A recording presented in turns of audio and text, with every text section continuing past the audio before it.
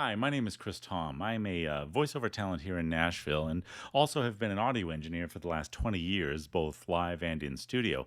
And the other day, my friends over at Shure reached out to me and they said, "Hey, we have a new mic that's coming out next week, and we would love you to, come grab it for a few days, run it through its paces, and just give us your thoughts." And that mic is this guy right here. This is the MV7.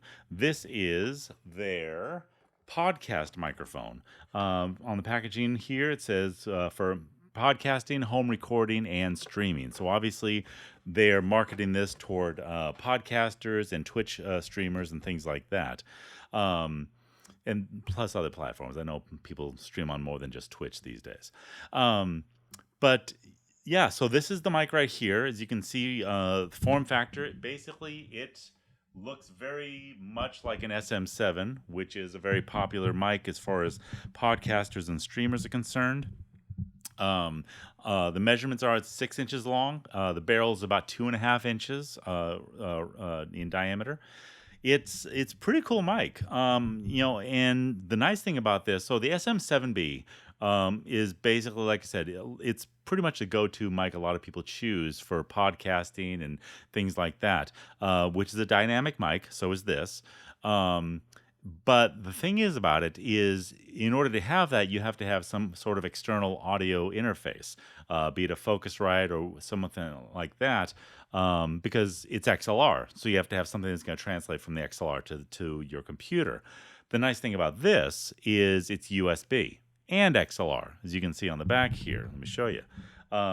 So you do have the option of going either way. You can either do XLR or you could just go do the USB, which right now, that's how you're listening to me right now. I'm going out of the USB into my laptop, recording into Adobe Audition.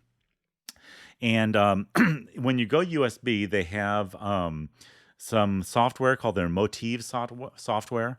That basically lets you control the mic a little bit more. You can do gain, compression, EQ, and things like that. Later on in the video, I'll get into that and kind of give you how that sounds and works and stuff like that.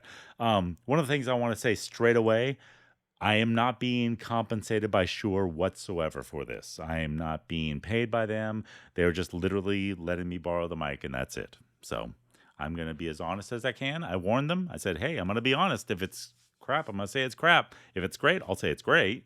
But, and they're like, yeah, it's all good. No worries. So there we go.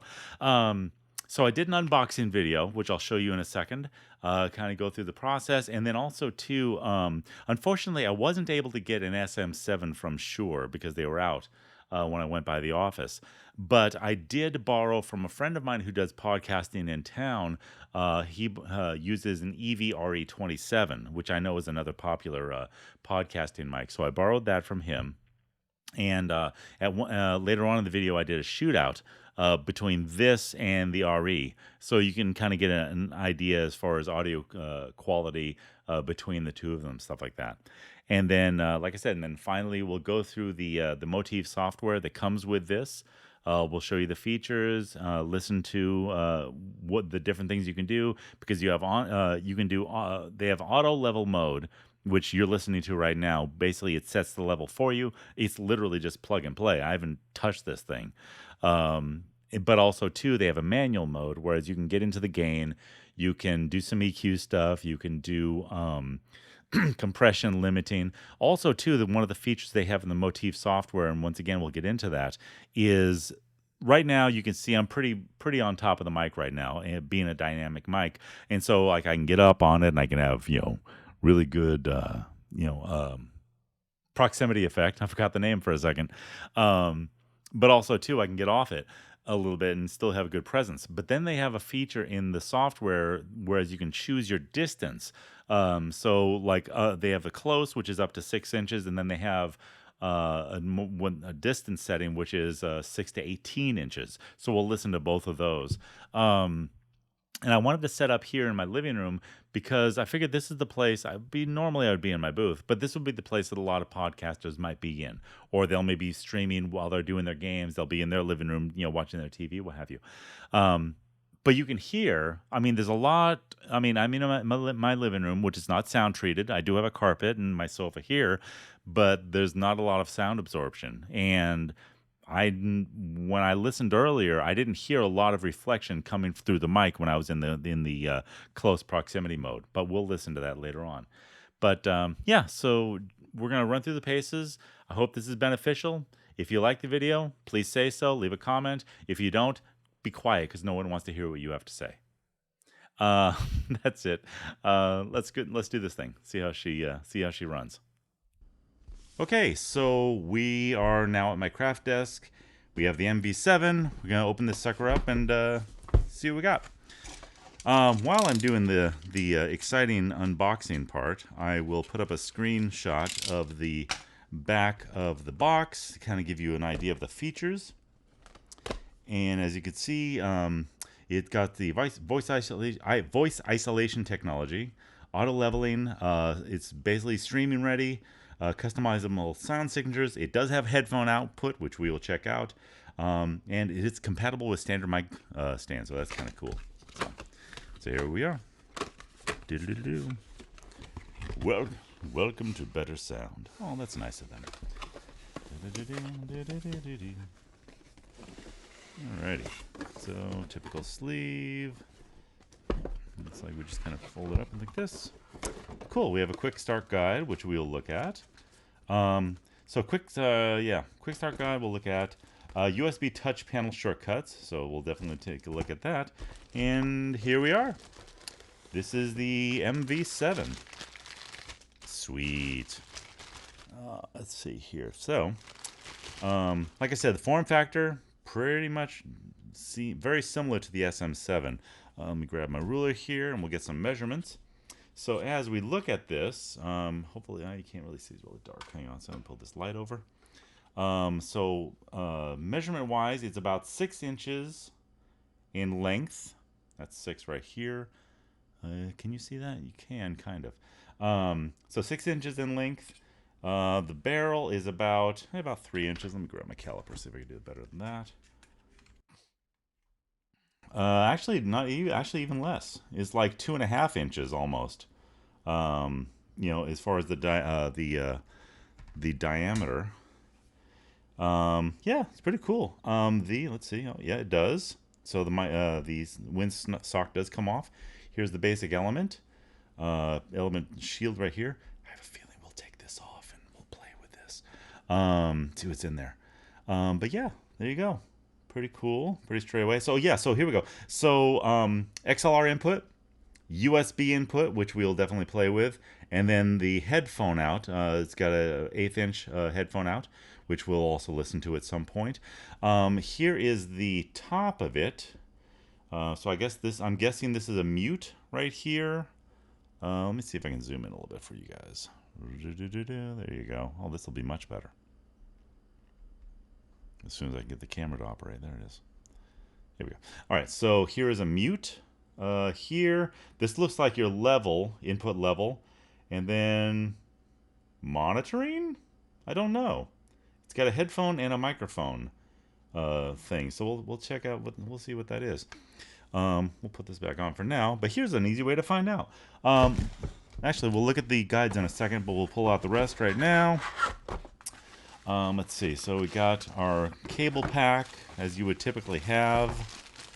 Let's see what we got in here. This is a USB-A to a USB Mini standard. It looks like about a 6-footer on this, so that's pretty good length on that one. We got that. This guy we'll open up here. I have a feeling this is our USB-C. Yep, I'm pretty sure. Let me grab my knife again. And yeah, so this is USB-C to USB Mini. So you got that. So that's pretty cool. So that's that. And a little tray here. Oh, and then of course we have, what do we got here? Your basic.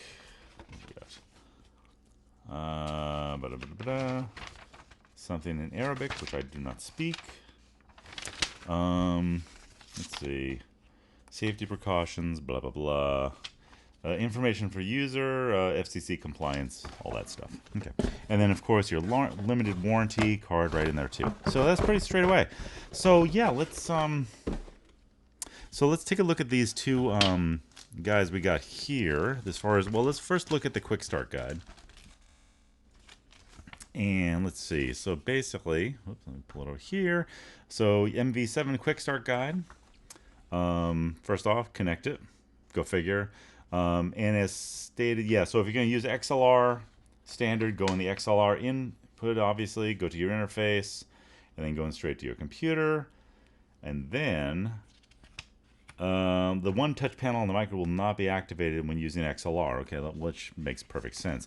And then, of course, then they have the Simply Connect over here, which is using the USB. So obviously you go in USB directly to your laptop or computer, whatever, and then you have your headphone in. So that's kind of cool. Here we go. So using the USB, you will need to download the Shure MOTIV app for ultimate control. So we'll play with that, obviously. Okay, so here we go, our touch panel. So our touch panel, it looks like, okay, so we have mute, as I kind of anticipated. So this is our mic input, which I guess we'll adjust with the plus and minus.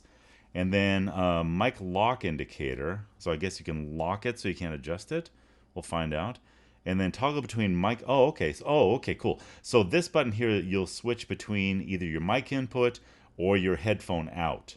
And obviously there'll be a LED to show you which one. So using the same metering on that. Oh, cool. So it's not necessarily touchscreen, it's a slide screen. So on the shortcuts, so slide the green dots to get your mic gain up. Slide the orange dots if you're using headphone mode. And then tap between the two modes here. Tap to mute. Hold for 2 seconds to exit auto level mode and revert to manual mode. So, yeah, so if you want to manually adjust your input level, then you'll have to basically switch that. Then hold both to lock so basically you can lock and unlock the touch panels by holding both the mute button and the selector button. If the headphone icon is flashing, please see the troubleshooting because you've done something wrong. Okay, so now we have, here we go. So this is the MOTIV app interface, which we are going to download shortly and play around with that. So basically, it seems like a lot of the things are the same thing, but you do have presets available. You can do your mic muting within the app, monitoring, and then it has some EQ. It looks like EQ presets. So you have flat, it looks like. So let's see if we can figure out. So we got flat, it looks like you have a high pass, probably around 60 or 100 or so. We have a high mid bump. I'm guessing probably about 4K, which is usually where most voices kind of sit, so they want to emphasize that. And then we have a combo of a high pass and a high mid bump. You have a built-in limiter and compressor, which is cool. And then auto level mode, which we got to really figure out what that is. It's just auto gain, basically. You have your presets again, mute, and then basically you choose what your mic positioning is. If you're really close to the mic or if you're far, and then you have your different tones you can choose, which is very cool. Monitor mix. Okay, so mix between, basically monitor mix so you can hear yourself obviously through your headphones. Mic position. Okay, so in the near setting is up to 6 inches away. Oops, I need to keep an eye on that so I can see where I'm looking. So mic position in the near setting, if you're up to 6 inches away from the microphone. Far setting if you're 6 to 18 inches. Wow, that's pretty good. 18 inches. I mean, that's pretty good distance. That's about where my shotgun is right now. In the near setting, auto level can prevent accidental clips and handle changes in level. In the far setting, auto level will give you more of a gain and lower noise than manual, allowing you to be further away from the microphone and better performance and much more consistent sound, which is a great thing. We have our tones, preset tones. In dark tone, it emphasizes low end for that classic broadcast sound. Natural Natural to benefit the auto level mode by leaving your voice tone unaffected. And then bright brings clarity to your voice. Mic input, adjust your recording level. EQ, obviously we did the presets, we looked at those. Limiter, apply to prevent clipping to your recordings or streams. And then compressor, keeping your audio levels consistent by applying compression to suit your needs. Cool. There you go. Basic quick start guide. And then they have like a little cheat card here. And is this, oh wow, this is cool. It's like it's got like a backing on it, like a little double-sided tape backing, so you could like stick it up on the wall or your monitor or what have you. So it's kind of cool. So it gives you little shortcuts as to basically all the stuff that we talked about, as far as like when you're in green mode, you're doing the mic, orange and your monitors, blah blah blah, all that stuff that we just looked at. Very cool. That's fun. I like it. I like the little quick start. It reminds me of sometimes you'll get a little quick start guide in certain games and things like that. Cool. All right, so that's it. Yeah, I will say the mic feels very solid. I like the fact that it's got the U yoke, I should say. So it's very much like like the SM7 would be. Standard mic adapter, so you can put it on top of a mic stand. Obviously, if you're in Europe, you need to have the Euro adapter. But yeah, it's pretty cool. Pretty cool. Like I said, it's beefy feeling mic. It doesn't feel plastic at all. Feels kind of really nice. Actually, hang on for 2 seconds. Let's get a weight on this thing. Hang on for 2 seconds. Okay, so we're back here. I got my little kitchen scale. And let's see, we'll do tare. Cool. And right now it's in grams. So this mic is about 552 grams, which, let's find out what different measurements that would be. So it's about 1.25 pounds. Let's see. 19.5 ounces. Excuse me. Yeah, like I said, 1.21 pounds. So yeah, just over a pound, just under 1.25 pounds, which is pretty good. And like, it should easily fit if you have a, like a table boom, like a lot of folks do. Yeah, it'll fit really nicely on that. So very cool. I like it. Very slick looking. We'll plug it up here in a couple minutes and see what we got. Okay, I couldn't fight the temptation. So first off, it looks like this cap here just basically screws off. And you can just see the element from here.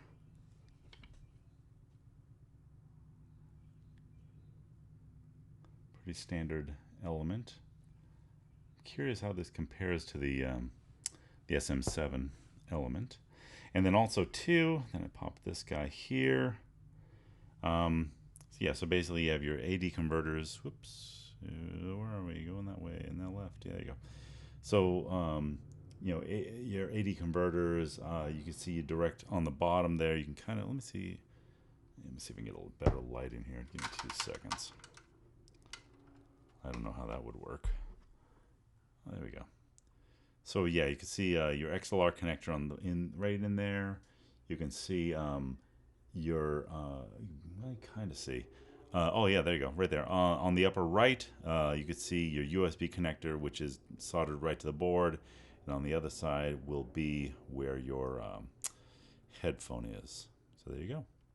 So I thought I would go ahead and plug this up to my laptop real quick, just to see how all the lights and interaction work. So stand by.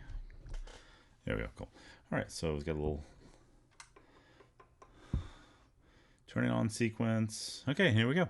So yeah, so like I said, in the touch, so this will be the mute over here. Your mic is and is not muted, and it's that's pretty cool. So basically, just kind of slide along, like if you're bringing it up and down stuff. That's pretty cool. And then your different inputs. So obviously, we're in headphone input now. And so now we're orange. And then we're in mic input again, obviously. And then I guess is like hold these for 2 seconds. Is that what it said? And now we're locked. There you go. And I can't adjust it. Oh no. Oh, that's cool. So when you try to adjust it, if it's locked, it says, hey, stop it, dummy. Very cool. All right. Just wanted to show that real quick. All right, let's go make some noise. Okay, so this is the EV RE27. This is a dynamic mic, for those of you who don't know, and this is also the little brother of the EV RE20, which has been basically pretty much a staple of radio stations forever. I know years ago when I interned at radio, basically this was the mic we had in studio. So it's been here forever. Great sounding mic, very full to the voice, and but because it is a dynamic mic, you have to crank up the input, just like I'll show you even on the MV7 we had to do that. But so what I've done is, as you can see, I set the two mics next to each other. And basically, I'm recording both mics at the exact same time. I'm going into my Universal Audio Apollo Twin, tracking both mics simultaneously, each on a different channel, and no processing whatsoever. I'm not even using a preamp plugin. I'm just using the raw processor and preamp of the interface itself, just so we'll have a fair baseline. So there you go. Let's see what we got. Oh, and by the way, I'm cold reading this, so just ignore the mistakes and all that stuff. So, thanks. Fleet battles in particular obligate players to think unselfishly. If you plunge headlong into a firefight, savvier foes are going to pound you into oblivion, which costs your team morale points and brings the enemy closer to achieving one of their 3-stage goals. Teams in fleet battles must first win fighter superiority via a dogfight in the middle of the map. Then, press on to destroy 2 small capital ships. Succeed there, and players will be tasked with taking down a Star Destroyer or a Mon Calamari cruiser. Should the attackers lose too many fighters when fighting the capital ships, they'll need to retreat to the defense and recapture the advantage before renewing the attack. The format is exciting and rewards players who put thought into their loadout and squadron composition. If everyone wants to fly an A-Wing or a TIE Interceptor, the fastest and lightest fighters available, they'll have a hard time taking down the well-shielded capital ships and need to return to their own to resupply. The bomber class for both sides are versatile enough to take down both fighters and capital ships. Heavy ordnances, like photon torpedoes, are more effective against bigger targets, and complementary gadgets, like tactical shields and jammers, can help defend your squadron. Variety in both ships and loadouts is critical to success.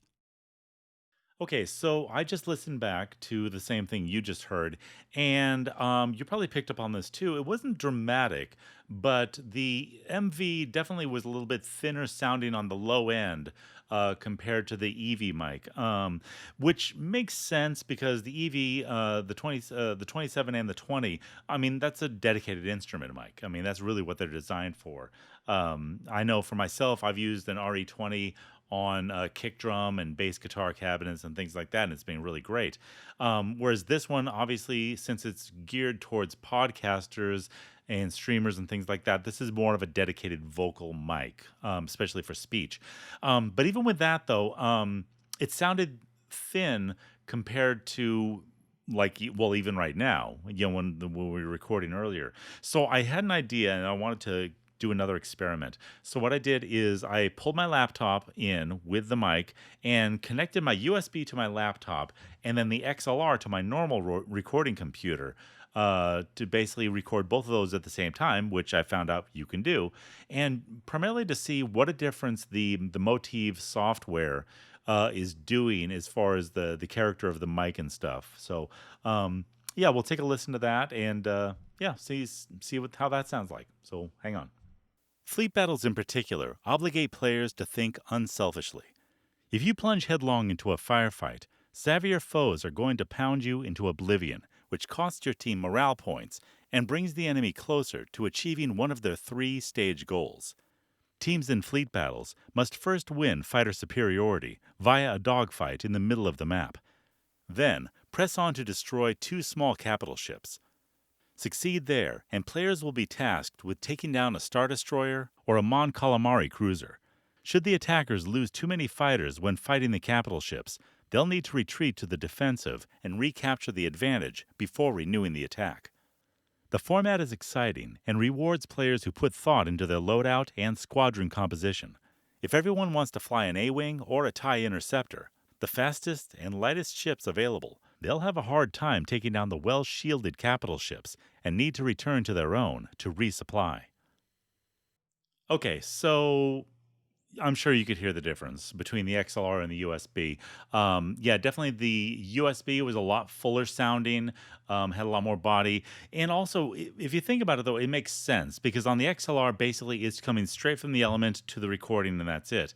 In the MOTIV software, it's doing some compression. You could, it's doing some limiting and obviously the level and stuff.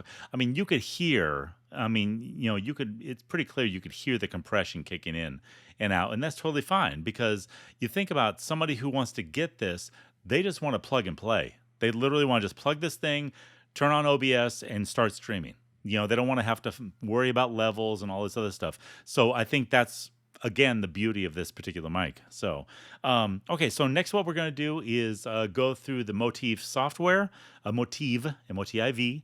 The MOTIV software will go through all the different settings, both manual and automatic settings, and we'll listen to them, and you'll basically see my screen and see how everything looks. So, all right, here we go.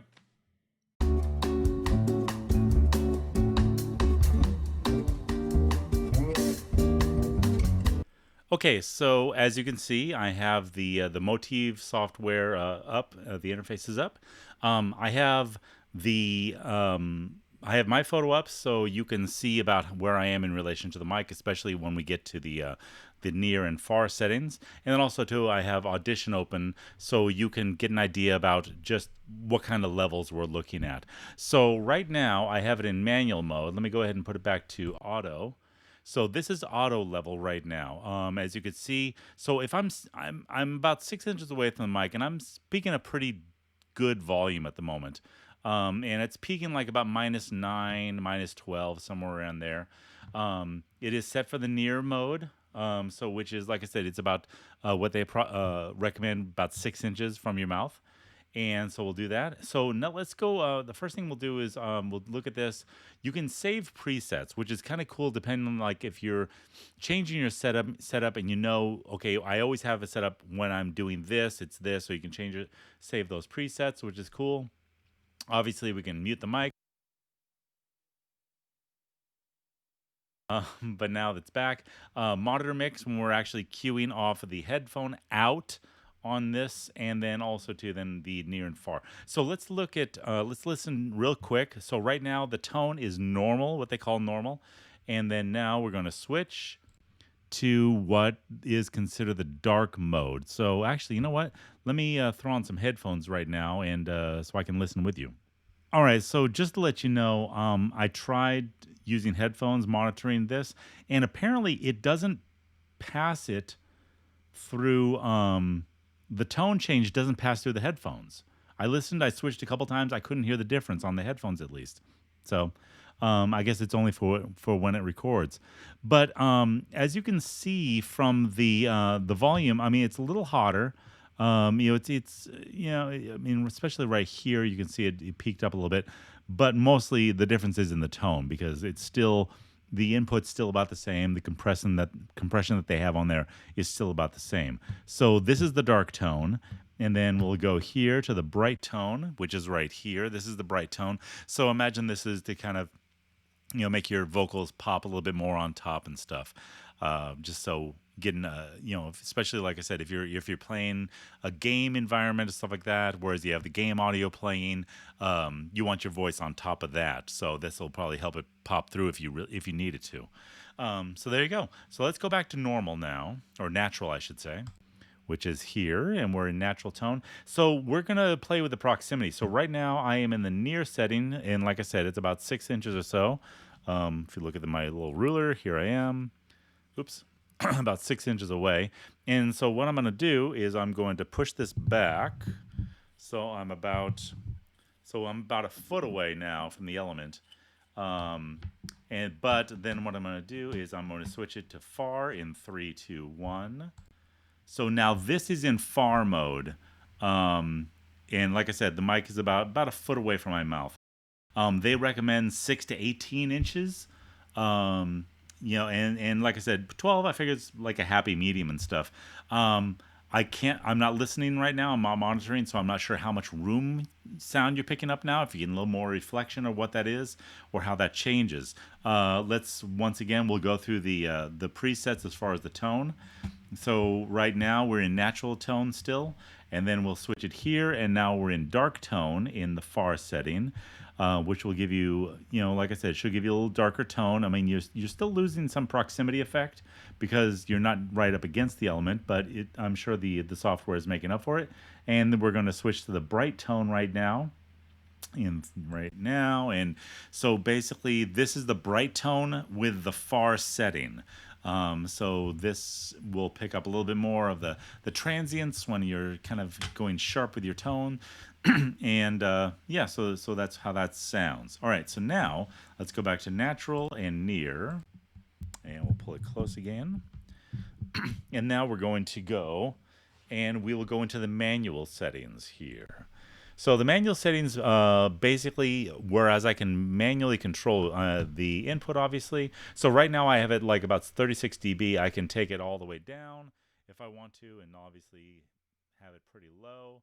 And then looks like 36 is what they're peaked out at. And so I have this pretty much wide open. You can probably see down bottom, my peaks are a little bit higher. I'm peaking more like, -6, -3 on occasion if I really lay into it. If I get really excited or something like that, yeah, then I'm laying into it. You can see I'm peaking out. So the next thing we'll take a look at is this is the EQ setting here. So right now the EQ is flat. But then we'll go here. So this is our high pass filter here. And once again, I don't know exactly where the high pass is. I'm thinking typically it's like 60 or 100. And so we're, listening to, you're probably hearing a lot of the low end go away from my voice, even though I'm, pretty much on top of the mic here. You're not hearing the quite the low stuff as much. We'll go to the next setting here, which is a frequency presence boost, I should say, which is right here. This is the presence boost. So around my vocal tone should be popping out a little bit more. About 2 to 4K, I'm guessing, is where that is. So it's making my vocal pop out just a little bit further. And then we're going to go to the combo, which is the high pass and the presence boost, which is right here. So it'll give you get rid of the high end, get rid of the low end, and also give you that presence boost. So this is probably very, very bright sounding, or pretty bright sounding at least at the moment, because basically it's all the intention is just to get the vocal just out there, get the frequencies out there and stuff. So yeah, so this is what the combination of the presence and the high pass sound like. So we'll go back now to the flat setting. We will go to the limiter. We'll turn on the limiter, but I don't. The only issue I have with this, I don't know where the limiter is set. I don't know how it triggers. It's like, okay, because I mean, I'm seeing volume wise, I'm not really seeing any difference. And I didn't really see anything as far as literature, as far as what the limiter was set at. Yeah, so I don't know, but that's it. Cool. And then we have the compressor here, which will kind of balance stuff out. This is light compression. This is a little bit of compression, just kind of taking the peaks off probably, and just kind of getting when I spike out pretty hard, just kind of pulling those back. Medium compression here. You're probably hearing it a little bit more in my overall tone. It's kind of balancing everything out. And what it may be doing too is it may be doing some sort of makeup gain when it pulls it down. So it's pulling the peaks down, but it's also bringing up the overall level. And then now here is the heavy compression, which is probably, and I can see, I mean, just the peaks by themselves. I mean, I'm hitting around 0 or so a lot more often. So that's it. So so that's all the different settings. Once again, you can save presets. You can say if you got a couple of sounds you really like, you can save those, recall those pretty easily. I'm going to go back to compression. Actually, you know what? I'm going to go back to auto level and go back to near, back to where you were. And you see it basically as soon as I hit auto level, it just automatically goes back to that previous tone. So, and I apologize that my tones are all over the place. So there you go. So that's the software. Yeah, I think I mean, honestly, unless you really know what you're doing, you really have a certain sound you're going for, the auto level probably will do exactly what you need it to do. Just plug it in. I mean, this is here by default. Once you install the software, auto level is the default setting, and so it'll be right there immediately. So this may be, from a lot of people out there, this may be sufficient and probably more than what you need. Um, Also, too, I wanted to point something out, and once again, actually, you know what? Let me do it in manual mode here so we can see. So right now, if I go silent, watch my meter down below. So I'm not in a perfectly quiet room. Like I said, I'm in my living room. The my laptop that I'm recording off of is, you can't see it, but it's right there, and I can hear the fans going right now, and you probably picked up on that just now. But let me do this. When I go to auto level, I don't think there's a gate involved, but watch the meters again when I go silent. I mean, that's pretty quiet. It's like it's a minus, minus 60 noise floor, which is pretty great. But once again, the volume difference between when it is engaged and it isn't is dramatic also, so it makes sense it all relatively falls. So all right, there you go. Yeah, that's the software. Let's yeah, last thing, we'll just kind of give you some final thoughts and go from there. All right, stand by. Okay, so one last thing that I wanted to point out before I wrapped up and give you my final thoughts. One of the reasons why this has a USB-C cable is there's actually an Android app that you can hopefully see. Yep, you can. Let me show you. So right now, I have what I'm recording, what you're hearing, I'm actually recording onto my phone right now. See if I can get this set up at the same time. Yes, I can. So basically, the setup on the phone is exactly the same type of setup as on the desktop app. So that's very cool. So really, I'm thinking, for in regards to voiceover, I could bring this thing into my, like I say, if I'm traveling, have it in my car, plug it into my phone, and record and send stuff. Because then once I record, and once I get finished recording, well, I don't want to stop because obviously you'll stop hearing me. But I can save my recordings and I can share them. I can email them, I can save them off and stuff like that, which so that's very cool. So that's another really cool feature. So I just wanted to share that with you guys before we wrapped. Okay, so let me put this down and we'll talk. All right. Okay, so just to give you an update on the Android app, I was actually able to, obviously, since you heard it, what I did is on the app itself. Actually, I can show you real quick. So once I have the file here, you can see kind of, yeah, there you go. So basically, once I had the file recorded, then there's an option to share it. So I just shared it, and essentially I just emailed it to myself. You do have the option, depending on how you have your phone set up, you can share it onto Dropbox or whatever you need to. There's actually some basic editing stuff too, so if you need to, you can clip stuff and make some cuts and edits and stuff like that. Very, very cool. So, and the nice thing is you can go ahead, you don't even have to own this. You could still download the software. You can't, just get a feel for it. Obviously, it's not going to work. But yeah, so that's the MV7 in a nutshell. It's hopefully gave you some really good information. I think it's a really cool little mic for 250.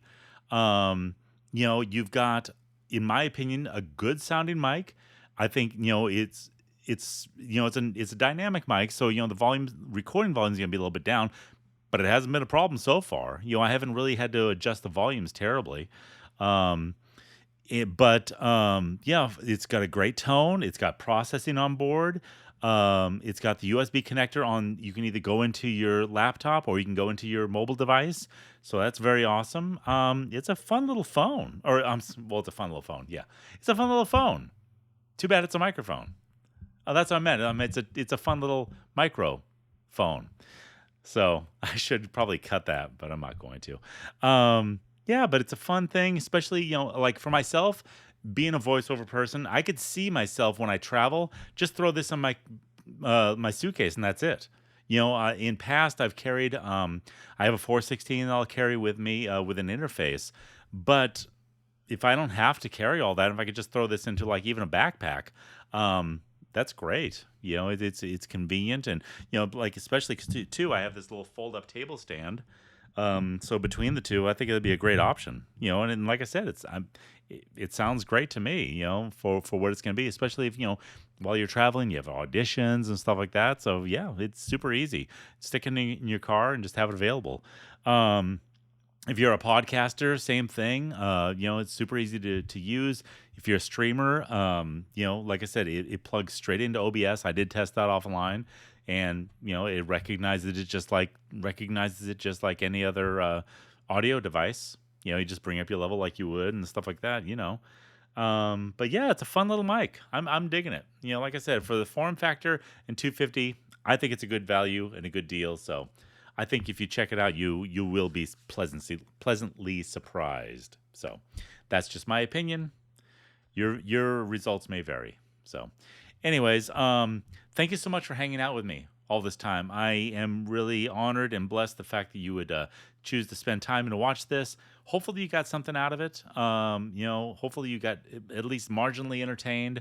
And if you thought it was terrible, sorry, my first time of doing this stuff.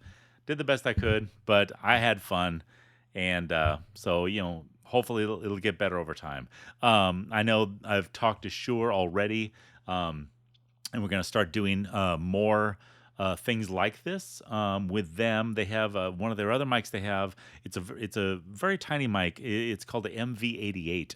And I'm going to get a copy of that within the next week or so. So hopefully I'll do another video. And then also too, I'm trying to talk to a studio retailer in town that does a whole bunch of different mics, and they have some amazing mics. And just to kind of bring one in and do a shootout and stuff. I didn't do it for this particular video, but I have a Neumann TLM 103. I have a Sennheiser 416. Also, I have access to a U87. So it would be kind of cool to pull in different mics, compare those to what are considered standard voiceover microphones. I hate that phrase, but that's another story altogether. So hopefully we'll have a chance to do some shootouts, have some fun. I just banged the table, so hopefully, I just did it again. Hopefully that didn't resonate through the mic too much. But that's it. Thanks for hanging out. I had fun. First time doing this. So anyways, that's it. I'm rambling now. Have a great night. Thanks so much. We'll see you next time. Bye.